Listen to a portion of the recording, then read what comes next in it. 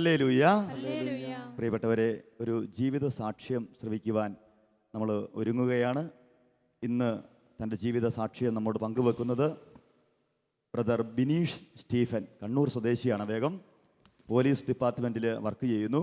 Divine ധ്യാനകേന്ദ്രത്തിലും Puthuppadi ധ്യാനകേന്ദ്രത്തിലുമൊക്കെ ശുശ്രൂഷ ചെയ്ത് കർത്താവിനെ മഹത്വപ്പെടുത്തുന്ന ഈ വ്യക്തിയെ ഓർത്ത് നമുക്ക് നന്ദി പറയാം. ഈശോയുടെ നാമത്തിൽ ഈ വചനവേദിയിലേക്ക് ബ്രദർ ബിനീഷ് സ്റ്റീഫനെ നമുക്ക് സ്നേഹത്തോടെ ക്ഷണിക്കാം.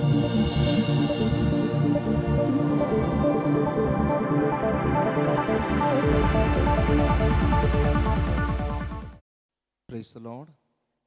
Hallelujah, hallelujah. യേശുവേ നന്ദി. സ്വരം ഉയർത്തി പറഞ്ഞേ ഹല്ലേലൂയ.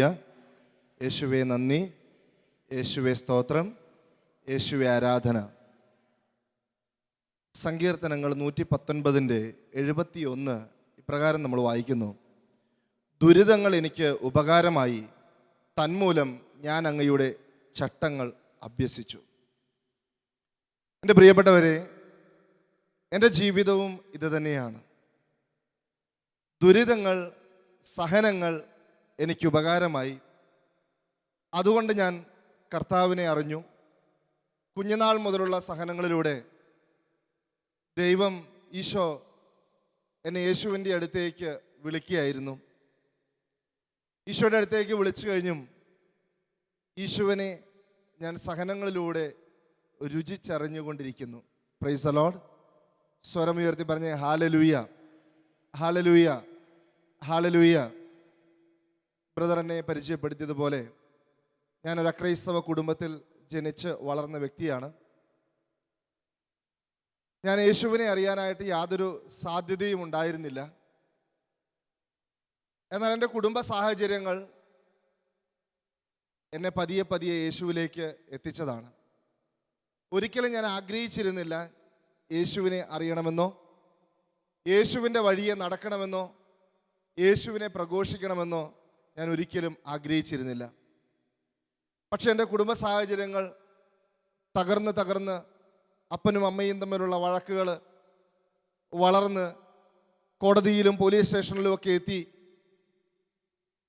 അങ്ങനെ ഒരു സാഹചര്യത്തിലൂടെ കടന്നു പോയി കഴിഞ്ഞപ്പോൾ ഞാൻ യേശുവിനെ അറിഞ്ഞതാണ്.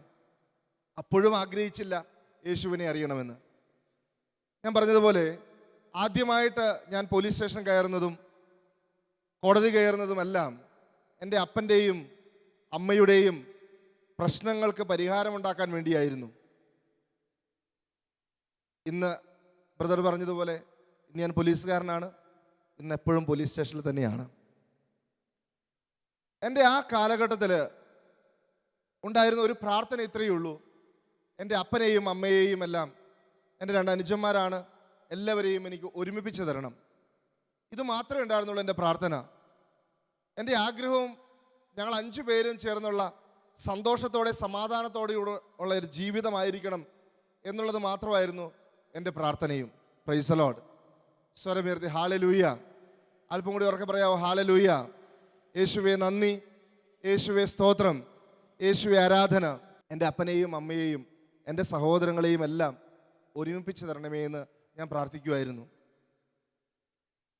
പക്ഷേ എൻ്റെ ആഗ്രഹം പോലെയൊന്നും നടന്നില്ല. കേസുകൾ പിന്നെയും കൂടിക്കൂടി വന്നു.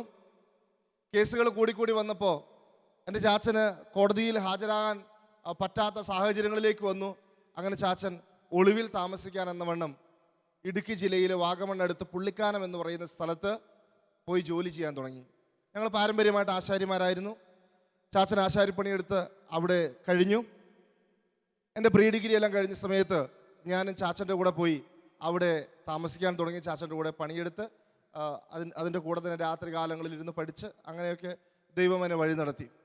അന്നൊന്നും ഞാൻ ആഗ്രഹിച്ചില്ല യേശുവിനെ ഞാൻ അറിയുമെന്നോ, യേശുവിനെ ഞാൻ പ്രകീർത്തിക്കുമെന്നോ എന്നൊന്നും ഞാൻ അന്ന് ചിന്തിച്ചു പോലുമില്ല. അവിടെ ഞങ്ങൾ താമസിച്ചുകൊണ്ടിരുന്നത് ഒരു കത്തോലിക്ക കുടുംബത്തിലുള്ള ഒരു ചേട്ടന് വേണ്ടിയിട്ട് ഫർണിച്ചറുകൾ പണിത് കൊടുക്കുകയാണ് ഞങ്ങൾ ചെയ്യുക. ആ ചേട്ടൻ്റെ വീടിന് അടുത്ത് തന്നെ ഒരു ഔട്ട് ഹൗസ് പോലെയുള്ള സ്ഥലത്ത് ഞങ്ങൾ താമസിക്കുന്നു. അവിടെ ഇരുന്ന് തന്നെ ഫർണിച്ചറുകളൊക്കെ പണിയുന്നു. എല്ലാ ദിവസവും ഭക്ഷണം കഴിക്കാനായിട്ട് ഈ ചേട്ടൻ്റെ വീട്ടിലേക്ക് കയറി പോകുന്നു. അങ്ങനെ ഒരുപാട് ദിവസങ്ങൾ, ഒരുപാട് നാളുകൾ അങ്ങനെ കഴിഞ്ഞു പോയി. എല്ലാ ദിവസവും വൈകുന്നേരം ഭക്ഷണം കഴിക്കാനായിട്ട് ഞങ്ങൾ ചെല്ലുമ്പോൾ ആ വീട്ടിലുള്ളവർ സന്ധ്യാപ്രാർത്ഥനയുടെ സമയമായിരിക്കും. സന്ധ്യാപ്രാർത്ഥന കഴിഞ്ഞ് അവിടെയുള്ളവർ എൻ്റെ ചാച്ചനും സ്തുതി തരുന്നൊരു ഏർപ്പാടുണ്ടായിരുന്നു. എൻ്റെ ചാച്ചനെ അവരെല്ലാവരും ചാച്ച എന്ന് വിളിച്ചത് കൊണ്ട് ഞാൻ അവിടുത്തെ ചേട്ടനെ പപ്പ എന്ന് വിളിച്ചു, ആ മക്കൾ വിളിക്കുന്നത് പോലെ. അപ്പോൾ എല്ലാവരും എനിക്കും സ്തുതി തരും. ഫ്രീ ആയിട്ട് കിട്ടുന്ന ഈ സ്തുതി വാങ്ങിച്ച് ഞാൻ പോക്കറ്റിൽ ഇട്ടുകൊണ്ടിരിക്കും. Praise the lord. സ്വരവരുത്തി പറഞ്ഞ ഹല്ലേലൂയ. യേശുവേ നന്ദി, യേശുവേ സ്തോത്രം. എൻ്റെ പ്രിയപ്പെട്ടവരെ, ഒരു ദിവസം അവിടുത്തെ മൂത്ത ചേച്ചി എന്നോട് പറഞ്ഞു, ഇനി കുരിശ് വരയ്ക്കാത്തവർക്ക് സ്തുതിയില്ല കേട്ടോ എന്ന് പറഞ്ഞു. അവിടുത്തെ കുരിശ് വര എന്ന് പറയുന്ന ഒരു 1.5 കുരിശ് വരെയാണ്. മമ്മി വരുന്നത് വരെ, കുരിശ് വരയ്ക്കാനായിട്ട് വരുന്നത് വരെ ഒരുപാട് പാട്ടുകളൊക്കെ പാടി കർത്താവിനെ ഇങ്ങനെ മഹത്വപ്പെടുത്തിക്കൊണ്ടവരിയ്ക്കും. മമ്മി അടുക്കള പണിയെല്ലാം കഴിഞ്ഞ് വരുമ്പോൾ മമ്മിയും കൂടി ചേർന്ന് കുരിശ് വരാം. അത് കഴിഞ്ഞ് മമ്മി ഭക്ഷണം വിളമ്പാനായിട്ട് പോകുന്ന സമയത്ത് വീണ്ടും പാട്ടുകളൊക്കെ പാടിക്കൊണ്ടിരിക്കും. ഒരു 1.5 മണിക്കൂർ സമയം എങ്ങനെയായാലും ആ കുരിശുവരയുണ്ട്. വളരെ മനോഹരമായിരുന്നു. ആ കുരിശുവരയിലേക്കാണ് എന്നോട് പറഞ്ഞത്, ഇനി കുരിശ് വരയ്ക്കാത്തവർക്ക് സ്തുതിയില്ല എന്ന് പറഞ്ഞത്. അപ്പം ഞാൻ പറഞ്ഞു, കുരിശ് വരയ്ക്കുന്നതിന് എനിക്ക് കുഴപ്പമൊന്നുമില്ലെന്ന് പറഞ്ഞു. പിറ്റേ ദിവസം ഞാൻ ഭക്ഷണം കഴിക്കാനായിട്ട് ചെല്ലുമ്പോൾ ഇവരെ കുരിശുവരയൊന്നും കണ്ടില്ല, ആരും എനിക്ക് സ്തുതി തരാൻ വന്നില്ല. അപ്പം ഞാൻ വിചാരിച്ചു ഇവർ നേരത്തെ കുരിശുവരയെല്ലാം കഴിഞ്ഞിട്ടുണ്ടാകും. ഞാൻ ചോദിച്ചപ്പോൾ പറഞ്ഞു, ഞങ്ങൾ നിന്നെ കാത്തിരിക്കുകയാണ് കുരിശ് വരയ്ക്കാൻ വേണ്ടി. എൻ്റെ പ്രിയപ്പെട്ടവരെ, ഞാൻ പെട്ടു എന്ന് തന്നെ എനിക്ക് മനസ്സിലായി. ഒരിക്കലും ഞാൻ ആഗ്രഹിച്ചില്ല ഈ യേശുവിൻ്റെ കൂടെ ഇരുന്ന് പ്രാർത്ഥിക്കണം, യേശുവിനെ നാമം വിളിക്കണമെന്നൊന്നും ഒരിക്കലും ഞാൻ ആഗ്രഹിച്ചിട്ടുണ്ടായിരുന്നില്ല. അവിടെ ഞാനും ഇവരുടെ കൂടെ ഇരുന്നു. പതിയെ പതിയെ ഞാൻ സ്വർഗസ്ഥനായ പിതാവിൻ്റെയും നന്മ നിറഞ്ഞ മറിയത്തിൻ്റെയും ഒക്കെ മുക്കും മൂലയും ഒക്കെ പഠിക്കാൻ തുടങ്ങി. ഇതെല്ലാം ചെല്ലുന്നത് അവർക്ക് വേണ്ടിയാണ്, ആ കുടുംബത്തിലുള്ളവരുടെ സന്തോഷിപ്പിക്കാൻ വേണ്ടിയാണ്. എന്നെ ഭയങ്കര ഒരു സ്വഭാവമാണ്. എന്നെ സ്നേഹിക്കുന്നവരെ വിഷമിപ്പിക്കുക എനിക്കിഷ്ടമുള്ളൊരു കാര്യമല്ല. അതുകൊണ്ട് തന്നെ ഞാൻ അവർ സന്തോഷിച്ചോട്ടെ എന്ന് ചോദിച്ചിട്ട് ഞാൻ അവരുടെ കൂടെ ഇരുന്ന് പതുക്കെ സ്വർഗസ്ഥനായ പിതാവും നന്മ നിറഞ്ഞ മറിയും ഒക്കെ ചൊല്ലാൻ തുടങ്ങി. അങ്ങനെ ഇരിക്കുമ്പോൾ പലപ്പോഴായിട്ട് അവരെന്നോട് പറഞ്ഞൊരു ധ്യാനത്തിന് പോകണം മോനെ, ദൈവം നിന്നെ വിളിക്കുന്നുണ്ടെന്ന് പറഞ്ഞു. ഞാനത് സ്നേഹത്തോടെ ഞാൻ പിന്നെ പൊക്കോളാം എന്നൊക്കെ പറഞ്ഞ് ഒഴിവ് കഴിവൊക്കെ പറഞ്ഞ് അങ്ങനെ ഇരുന്നു. അങ്ങനെ ഇരിക്കുന്ന സമയത്താണ് ഞാൻ കണ്ണൂർ കൊട്ടിയൂര് നിന്ന് പാലായിലേക്ക് ഒരു KSRTC ബസ്സിൽ രാത്രിയിൽ യാത്ര ചെയ്യുന്ന സമയത്ത് ഒരു വൈദികനെ കണ്ടുമുട്ടിയത്. ആ വൈദികൻ എൻ്റെ അടുത്ത് തന്നെ വന്നിരുന്നു. എനിക്ക് ഒരുപാട് കാര്യങ്ങൾ ഈ ക്രിസ്തുവിനെ പറ്റിയൊക്കെ ചോദിക്കാനുണ്ടായിരുന്നു. ഞാൻ ഈ വൈദികനോട് ആദ്യമായി ചോദിച്ചു, അച്ഛൻ്റെ പേരെന്താണ്? അച്ഛൻ എന്നോട് മനോഹരമായിട്ട് മറുപടി പറഞ്ഞ് ഞാൻ പാലായിക്കാണ്. അപ്പോൾ എനിക്ക് മനസ്സിലായി അച്ഛന് കേൾവി അല്പം കുറവുണ്ട്. ഒരു പ്രായമുള്ളൊരു വൈദികനായിരുന്നു. യാത്രയിൽ അച്ഛൻ്റെ പേര് അബ്രഹാം കൈപ്പൻപിളാക്കൽ എന്നാണെന്ന് മനസ്സിലായി. അച്ഛൻ പറഞ്ഞു, അച്ഛൻ്റെ ഒരു സ്വഭാവം വന്നൊരു നവംബർ മാസമാണ്, തണുപ്പ് തുടങ്ങുന്നു. ഞാൻ ബസ്സിൻ്റെ സൈഡ് സീറ്റിലായിരിക്കുന്നത്, തണുത്ത കാറ്റടിക്കുന്നുണ്ട്. അച്ഛനൊരു ചുമന്ന ഷാള് പുതച്ചിട്ടുണ്ട്. അച്ഛൻ ആ ഷാൾ എന്നെയും കൂടി ചേർത്ത് പുതപ്പിച്ചു. എന്നിട്ട് എന്നെ വലത് കരം കൊണ്ട് എന്നെ കെട്ടിപ്പിടിച്ചുകൊണ്ട് അച്ഛൻ പറഞ്ഞു, എൻ്റെ കുഞ്ഞിന് തണുപ്പടിക്കണ്ടെന്ന് പറഞ്ഞു. എൻ്റെ പ്രിയപ്പെട്ടവരെ, ഇത്രയും സ്നേഹത്തോടെ എന്നെ കെട്ടിപ്പിടിച്ച ഒരു വ്യക്തിയെ ഞാൻ ആദ്യമായിട്ട് എൻ്റെ ഓർമ്മയിൽ വരുന്നത് ഈ വൈദികനാണ്. Praise the lord. സ്വരമുയർത്തി പറഞ്ഞേ ഹല്ലേലൂയ, ഹല്ലേലൂയ. കാരണം എൻ്റെ ചെറുപ്പകാലത്ത് മുഴുവൻ ഞാൻ കണ്ടിരിക്കുന്നത് എപ്പോഴും വഴക്കുള്ള ഒരു കുടുംബം. എന്നെ കെട്ടിപ്പിടിക്കേണ്ട എൻ്റെ മാതാപിതാക്കൾ പലപ്പോഴും എന്നെ കെട്ടിപ്പിടിക്കാൻ മറന്നു പോയിട്ടുണ്ട്. പക്ഷേ ഈ വൈദികൻ എന്നെ കെട്ടിപ്പിടിച്ച് എനിക്ക് എന്തെന്നില്ലാത്തൊരു വികാരം ഞാൻ അദ്ദേഹത്തിനോട് എൻ്റെ കുടുംബജീവിതം മുഴുവൻ അങ്ങ് തത്ത പറയുന്ന പോലെ പറയാൻ തുടങ്ങി. അച്ഛനെല്ലാം കേട്ട് കഴിഞ്ഞിട്ട് അച്ഛൻ എന്നോട് പറഞ്ഞു, മോനെ നിനക്കൊരു ധ്യാനത്തിന് പോയിക്കൂടെ എന്ന് ചോദിച്ചു. ഞാൻ പറഞ്ഞു, പോകണമെന്ന് ആഗ്രഹമുണ്ട്, ഇങ്ങനെ ആ വീട്ടുകാരും ഒക്കെ എന്നോട് പറഞ്ഞിട്ടുണ്ട്, ഞാൻ പോകാൻ വെച്ചാന്ന് പറഞ്ഞു. അപ്പം അച്ഛൻ പറഞ്ഞു, എന്നാൽ അടുത്ത ആഴ്ച തന്നെ നീ ധ്യാനത്തിന് പൊക്കോളാൻ പറഞ്ഞു. എൻ്റെ പ്രിയപ്പെട്ടവരെ, ഞാൻ ഈ അച്ഛനോട് ധ്യാനത്തിന് പോകാമെന്ന് സമ്മതിച്ചെങ്കിലും എൻ്റെ മനസ്സുകൊണ്ട് എനിക്ക് ആഗ്രഹമില്ല ഈ ധ്യാനത്തിന് പോകണമെന്ന്. കാരണം എനിക്ക് യേശു ക്രിസ്തുവിനെ അത്രത്തോളം വെറുപ്പായിരുന്നു. Praise the lord. സ്വരമുയർത്തി പറഞ്ഞ ഹല്ലേലൂയ, ഹല്ലേലൂയ, ഹല്ലേലൂയ. അച്ഛൻ എന്നോട് ചോദിച്ചു, എന്താ പോകാൻ താല്പര്യമില്ലാത്തത്? പൈസ ഇല്ലാഞ്ഞിട്ടാണോ എന്ന് ചോദിച്ചു. ഞാൻ അന്ന് എൻ്റെ പൊട്ടബുദ്ധിക്ക് ഇങ്ങനെ തോന്നി, പൈസ ഇല്ലെന്ന് പറഞ്ഞു കഴിഞ്ഞാൽ പിന്നെ ആരും കാശും കൊണ്ട് വരികയല്ലോ. ഞാൻ ഉടനെ അച്ഛനോട് പറഞ്ഞു, അതെ കാശില്ലാത്തതുകൊണ്ടാന്ന് പറഞ്ഞു. കാശില്ലാത്തതുകൊണ്ടാന്ന് പറഞ്ഞ ഉടനെ അച്ഛൻ കണ്ണടച്ചിരിക്കാൻ തുടങ്ങി. അപ്പോൾ എനിക്ക് മനസ്സിലായി, കാശിൻ്റെ കാര്യം പറഞ്ഞപ്പോൾ കത്തനാർ കണ്ണടച്ചതാണെന്ന് എനിക്ക് മനസ്സിലായി. പക്ഷെ കുറച്ചു നേരം കഴിഞ്ഞപ്പോൾ ഇദ്ദേഹം കണ്ണു തുറന്നു. കണ്ണു തുറന്നിട്ട് ലോഹയിൽ കൈയിട്ട് ഒരു 100 രൂപയുടെ നോട്ടെടുത്ത് ആദ്യം എൻ്റെ കയ്യിലേക്ക് വെച്ച് തന്നു. വീണ്ടും ഒരു 100 രൂപയുടെ നോട്ടെടുത്ത് എൻ്റെ കയ്യിലേക്ക് വെച്ച് തന്നു. വീണ്ടും 10 രൂപയുടെ ചുരുട്ടി കെട്ടിയ നോട്ടുകൾ അതെൻ്റെ കയ്യിലേക്ക് വെച്ച് തന്നു. എന്നിട്ട് അച്ഛൻ എന്നോട് പറഞ്ഞു, മോനെ നിന്നെ ദൈവം അനുഗ്രഹിക്കും, നീ അടുത്ത ആഴ്ച തന്നെ ധ്യാനത്തിന് പോകണം എന്ന് പറഞ്ഞ് എനിക്ക് വേണ്ടി പ്രാർത്ഥിച്ചു. എൻ്റെ പ്രിയപ്പെട്ടവരെ, പാലായിൽ ഞാൻ വന്നിറങ്ങി. പാലായിൽ ഇറങ്ങി കഴിഞ്ഞപ്പോൾ അച്ഛൻ്റെ വഴിക്ക് പോയി. ഞാൻ ഇറങ്ങിയപ്പോൾ ആദ്യമായിട്ട് എൻ്റെ കണ്ണ് കണ്ടത് സ്ഫടികം എന്ന് പറയുന്ന സിനിമയുടെ പോസ്റ്ററാണ്. അന്ന് മോഹൻലാൽ എന്ന് പറഞ്ഞാൽ എൻ്റെ ജീവിക്കുന്ന ദൈവമാണ്. അച്ഛൻ തന്ന കാശുണ്ട്, ഞാൻ അധ്വാനിച്ച കാശല്ല. ഞാൻ ഈ പൈസയും കൊണ്ട് സ്ഫടികം കാണാൻ വേണ്ടി പാലാ യൂണിവേഴ്സൽ തിയേറ്ററിൻ്റെ മുമ്പിലേക്ക് പോയി. അവിടെ ചെന്ന് കഴിഞ്ഞപ്പോഴാണ് 12 മണിക്കാണ് ആദ്യത്തെ ഷോ തുടങ്ങുകയുള്ളൂ. അതും കഴിഞ്ഞ് ഞാൻ പുള്ളിക്കാനത്തേക്ക് എത്തണമെങ്കിൽ ഒരുപാട് താമസിക്കും, രാത്രി ബസ് കിട്ടിയാല. അതുകൊണ്ട് ഞാൻ ആഗ്രഹം ഉപേക്ഷിച്ച് പുള്ളിക്കാനത്തേക്ക് യാത്രയായി. അവിടെ ചെന്ന് ഈ വീട്ടുകാരോട് വളരെ സന്തോഷത്തോടെ പറഞ്ഞു. കാരണം ഞാൻ പറഞ്ഞില്ലേ, എന്നെ സ്നേഹിക്കുന്നവരെ വെറുപ്പിക്കാൻ എനിക്ക് ഇഷ്ടമല്ല. അവരുടെ സന്തോഷം, അവരുടെ പ്രീതി അത് പിടിച്ചു പറ്റിക്കുക എൻ്റെ ഭയങ്കര ഒരു സ്വഭാവമാണ്. ഞാൻ ഇവരോട് പറഞ്ഞു, ഞാൻ ഇങ്ങനെ അച്ഛനെ കണ്ടു, അച്ഛൻ എനിക്കിങ്ങനെ കാശ് തന്നു, ധ്യാനത്തിന് പോകണമെന്ന് പറഞ്ഞു. എൻ്റെ പ്രിയപ്പെട്ടവരെ, അവരെല്ലാം പറഞ്ഞു, ദൈവം നിന്നെ വിളിക്കുന്നതാണ്, നീ എന്തായാലും ഒന്ന് ധ്യാനത്തിന് പോവുക. അങ്ങനെ 1994 നവംബർ മാസം 13-ാം തീയതി ഞാൻ ഡിവൈൻ ധ്യാന കേന്ദ്രത്തിൽ ധ്യാനത്തിനായിട്ട് വന്നപ്പോൾ എനിക്കൊരു ഉദ്ദേശം ഉണ്ടായിരുന്നു. എന്തായാലും എല്ലാവരും നിർബന്ധിച്ച് വന്നതാണ്. എങ്കിലും ഇവിടെ എന്തൊക്കെയോ മാജിക്കുകൾ നടക്കുന്നുണ്ടെന്ന് ഞാൻ കേട്ടിട്ടുണ്ട്. മാജിക്കിലൂടെ ആൾക്കാരെ തട്ടിക്കൊണ്ടുപോകുന്ന ഒരു പ്രത്യേക സ്വഭാവം ഈ ഡിവൈൻ ധ്യാന കേന്ദ്രത്തിനുണ്ടെന്ന് ഞാൻ കേട്ടിട്ടുണ്ട്. അതുകൊണ്ട് ഇവിടെ നടക്കുന്ന മാജിക്കുകളൊക്കെ ഒന്ന് കണ്ടുകളയാം എന്ന് കരുതി ഞായറാഴ്ച മുതൽ ഞാൻ കണ്ണ് തുറന്നിങ്ങനെ ഇരുന്നു. കണ്ണടയ്ക്കാൻ പറയുമ്പോൾ ഞാൻ കണ്ണടയ്ക്കാറില്ല. കൈ ഉയർത്തി സ്തുതിക്കാൻ പറയുമ്പോൾ ഞാൻ കൈ ഉയർത്താറില്ല. സ്തുതിക്കാൻ പറഞ്ഞാൽ ഞാൻ സ്വരം ഉയർത്താറില്ല. എൻ്റെ കൈ, എൻ്റെ കണ്ണ്, എൻ്റെ സ്വരം അതെനിക്ക് സ്വന്തമാണ്. അത് മറ്റാർക്കും അവകാശപ്പെട്ടതല്ല. എന്തായാലും ഇവിടെ എത്തിയതല്ലേ, ഇവിടെ നടക്കുന്ന മാജിക്കുകളൊക്കെ ഒന്ന് കാണാം, ഇവിടെ നടക്കുന്ന കാര്യങ്ങളൊക്കെ ഒന്ന് കാണാം എന്ന് പറഞ്ഞ് ഞാൻ അങ്ങനെ ഇരുന്നു. ബുധനാഴ്ച വരെ ഞാൻ ഒരു മാജിക്കും കണ്ടില്ല. ബുധനാഴ്ച ആയപ്പോൾ പനകലച്ചൻ ഇപ്രകാരം വിളിച്ചു പറഞ്ഞു, ഇന്ന് നിങ്ങൾ കൗൺസിലിങ്ങിനായിട്ട് പോവുകയാണ്. കൗൺസിലിങ്ങിന് പോകുമ്പോൾ കൗൺസിലർ പറയുന്ന കാര്യങ്ങൾ യേശുവിൻ്റെ കൈകളിൽ നിന്നെന്ന പോലെ നിങ്ങൾ സ്വീകരിക്കണം. അത് നിങ്ങളുടെ ജീവിതത്തിൽ പ്രാവർത്തികമാക്കണം, നിങ്ങൾക്ക് നന്മ വരുമെന്ന് പറഞ്ഞു. എൻ്റെ പ്രിയപ്പെട്ടവരെ, എനിക്ക് മനസ്സിലായി ഇതുവരെ മാജിക് ഒന്നും കണ്ടില്ല, ഇനിയായിരിക്കും ഇവിടെ മാജിക് നടക്കാൻ പോകുന്നത്. ഈ കൗൺസിലിങ്ങിന് പോകുമ്പോൾ ഞാൻ അടുത്തുള്ള ആളോട് ചോദിച്ചു, ഈ കൗൺസിലിങ്ങിൻ്റെ പരിപാടി. അപ്പോൾ പറഞ്ഞു, ഒരു കൗൺസിലർ ഉണ്ടാവും, കൗൺസിലറുടെ മുമ്പിൽ പോയി നമ്മൾ കാര്യങ്ങളൊക്കെ പറയണം, അപ്പോൾ അങ്ങേര് പറയുന്ന കുറച്ച് കാര്യങ്ങൾ നമ്മൾ സ്വീകരിക്കണം. അപ്പം ഞാനും ആ കൗൺസിലർ മാത്രമേ ഉണ്ടാവുള്ളൂ. അതെ, നിങ്ങളും ആ കൗൺസിലർ മാത്രമേ ഉണ്ടാവുള്ളൂ, വേറെ ആരും കേൾക്കാൻ പോലും വരില്ല. അപ്പോൾ എനിക്ക് മനസ്സിലായി ഇതെൻ്റെ കൺകെട്ടുന്ന വിദ്യയാണിത്. എൻ്റെ പ്രിയപ്പെട്ടവരെ, ഞാൻ ചെന്നു, കൗൺസിലറോട് കാര്യങ്ങളൊക്കെ പറഞ്ഞു. ആ മനുഷ്യൻ പറഞ്ഞ നല്ല കാര്യങ്ങളെല്ലാം ഞാൻ സ്വീകരിച്ചു. പക്ഷേ ഈ മനുഷ്യൻ യേശുവിനെ നാഥനും രക്ഷകനുമായി സ്വീകരിക്കണമെന്ന് പറഞ്ഞപ്പോൾ ഞാൻ പറഞ്ഞു, അതുമാത്രം എന്നോട് പറയരുത്. ആ മനുഷ്യനോട് പറഞ്ഞ് കണ്ണടച്ച് പ്രാർത്ഥിക്കാം, ദൈവം നിന്നോട് സംസാരിക്കട്ടെ എന്ന് പറഞ്ഞു. അങ്ങേര് കണ്ണടച്ച് പ്രാർത്ഥിച്ചു, ഞാൻ കണ്ണടച്ചില്ല. കാരണം ഞാൻ കണ്ണടച്ചാൽ ആ സമയത്ത് അങ്ങനെ മാജിക് കഴിഞ്ഞു പോയാലോ എന്ന് വിചാരിച്ച് ഞാൻ കണ്ണടയ്ക്കാതിരുന്നു. ആ മനുഷ്യൻ കണ്ണടച്ച് പ്രാർത്ഥിച്ച് ബൈബിൾ എടുത്ത് എൻ്റെ കയ്യിലേക്ക് തന്നിട്ട് പറഞ്ഞു, മോനെ നീ തുറന്നു വായിക്കുക, ദൈവം നിന്നോട് സംസാരിക്കാൻ പോകുന്നു എന്ന് പറഞ്ഞു. ഞാൻ എന്തായാലും ബൈബിൾ വാങ്ങിച്ചു, തുറന്നു വായിച്ചു. 2-3 വരികൾ എൻ്റെ കണ്ണുടക്കിയിട്ടുണ്ടായിരുന്നു. അതുകൊണ്ട് ആ വചനങ്ങൾ തന്നെ ഞാൻ വായിച്ചു. അപ്പസ്തോല പ്രവർത്തനത്തിൻ്റെ 17-ാം അധ്യായത്തിൻ്റെ 30-ാം വാക്യത്തിൽ ഇപ്രകാരം ഞാൻ വായിച്ചു, നിന്റെ അജ്ഞതയുടെ കാലഘട്ടങ്ങളെ ദൈവം കണക്കിലെടുക്കുന്നില്ല, എന്നാൽ ഇന്ന് സകലയിടത്തുമുള്ള സകല ജനങ്ങളും പശ്ചാത്തപിക്കണമെന്ന് ദൈവം ആജ്ഞാപിക്കുന്നു എന്നായിരുന്നു വചനം. Price the lord. സ്വരമുയർത്തി പറഞ്ഞ ഹല്ലേലൂയ, ഹല്ലേലൂയ. ഈ വചനത്തിന് എൻ്റെ ജീവിതവുമായിട്ട് ബന്ധമുണ്ടെന്ന് എനിക്ക് തോന്നി. കാരണം എൻ്റെ അജ്ഞതയുടെ കാലഘട്ടങ്ങൾ, എൻ്റെ അറിവില്ലായ്മയുടെ കാലഘട്ടങ്ങൾ കണക്കിലെടുക്കുന്നില്ല എന്നാണ് ഇവിടെ പറയുന്നത്. ഇന്ന് സകലയിടത്തുമുള്ള സകല ജനങ്ങളും പശ്ചാത്തപിക്കണമെന്നാണ് പറയുന്നത്.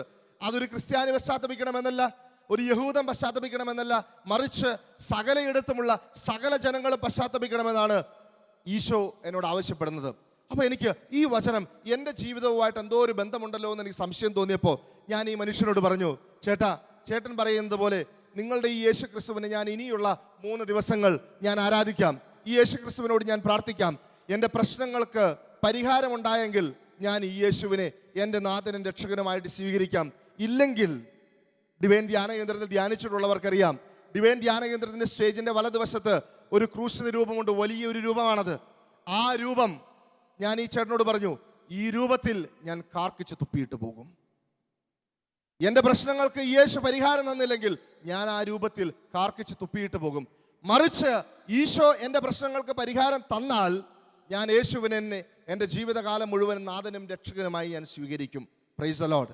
സ്വരം ഉയർത്തി പറഞ്ഞ ഹല്ലേലൂയ, ഹല്ലേലൂയ. എൻ്റെ പ്രിയപ്പെട്ടവരെ, ബുധനാഴ്ച ഉച്ച സമയം കഴിഞ്ഞു. ഞാൻ ആ സമയം മുതൽ ഞാൻ പ്രാർത്ഥിക്കാൻ തുടങ്ങി. കണ്ണടയ്ക്കാൻ പറയുമ്പോൾ കണ്ണടയ്ക്കാൻ തുടങ്ങി. ഉറക്കെ സ്തുതിച്ച് പ്രാർത്ഥിക്കാൻ തുടങ്ങി. കരങ്ങൾ ഉയർത്തി പ്രാർത്ഥിക്കാൻ തുടങ്ങി. ഞാൻ യാതൊരു മായവും പിന്നെ ചേർത്തിട്ടില്ല. ഞാൻ ആത്മാർത്ഥമായിട്ട് അവിടെ നടന്ന ശുശ്രൂഷകളോട് സഹകരിച്ചു കൊണ്ടിരുന്നു.